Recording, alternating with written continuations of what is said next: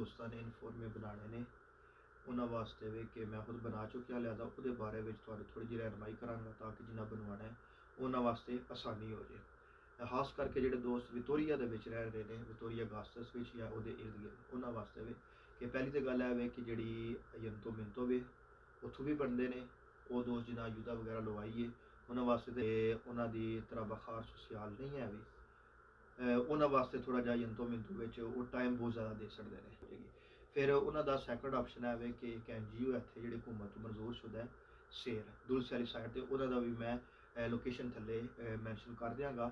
ਜਿਹੜੇ ਦੋਸਤ ਜਿਨ੍ਹਾਂ ਕੋਲੇ ਚਾਹੁੰਦੇ ਨੇ ਕਿ ਉਹਨਾਂ ਨੂੰ ਜਲਦੀ ਮਿਲ ਜੇ ਉਹ ਉੱਥੇ ਚਲੇ ਜਾਣ, ਬਹੁਤ ਆਸਾਨੀ ਨਾਲ ਸਿਰਫ ਉਹ ਪਾਸਪੋਰਟ ਲੈਣ ਅਤੇ ਅਗਰ ਜਿਸ ਤਰ੍ਹਾਂ ਸੀਤਾ ਹੋਵੇ ਅਤੇ ਉਸੇ ਦਿਨ ਹੀ ਤੁਹਾਨੂੰ ਮੋਹਰ ਲਾ ਕੇ ਅਤੇ ਇਨਫੋਰਮੇ ਤੁਹਾਡੇ ਹਵਾਲੇ ਕਰ ਦੇਣ ਦੇ ਤੁਸੀਂ ਪੇਪਰ ਅਪਲਾਈ ਕਰ ਸਕਦੇ ਹੋ।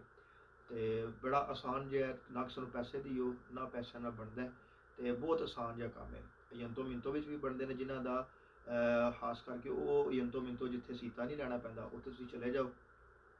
ਅਤੇ ਦਫ਼ਤਰ ਦਾ ਟਾਈਮ ਜਿਹੜਾ ਹੈ NGO ਦਾ ਉਹ ਸੁਬਾਹ 8:30 ਤੋਂ ਲੈ ਕੇ 2:45 ਤੱਕ ਹੈ, ਔਰ ਯੰਤੋ ਮਿੰਤੋ ਦਾ 9:30 ਖੁੱਲ੍ਹ ਜਾਂਦੀ ਹੈ ਅਤੇ ਤਕਰੀਬਨ 2:30-3 ਵਜੇ ਤੱਕ ਉਹ ਬੰਦ ਹੋ ਜਾਂਦੀ ਹੈ। ਅਤੇ ਜਿਹੜਾ ਵੀਡੀਓ ਬਣਾਉਣ ਦਾ ਮਕਸਦ ਹੈ ਕਿ ਤਾਂ ਕਿ ਅਗਰ ਕੋਈ ਵੀ ਸਵਾਲ ਹੋਵੇ ਇਹਦੇ ਬਾਰੇ ਵਿੱਚ ਅਤੇ ਉਹ ਤੁਸੀਂ ਕਮੈਂਟ ਕਰ ਸਕਦੇ ਹੋ, ਉਹਦਾ ਜਵਾਬ ਇਨਸ਼ਾਅੱਲਾ ਦੇ ਦਿੱਤਾ ਜਾਏਗਾ। ਕੋਈ ਐਸਾ ਨਾ ਜਲਦਬਾਜ਼ੀ ਕਰਨ ਦੀ ਜ਼ਰੂਰਤ ਹੈ, ਨਾ ਪਰੇਸ਼ਾਨ ਹੋਣ ਦੀ ਲੋੜ ਹੈ।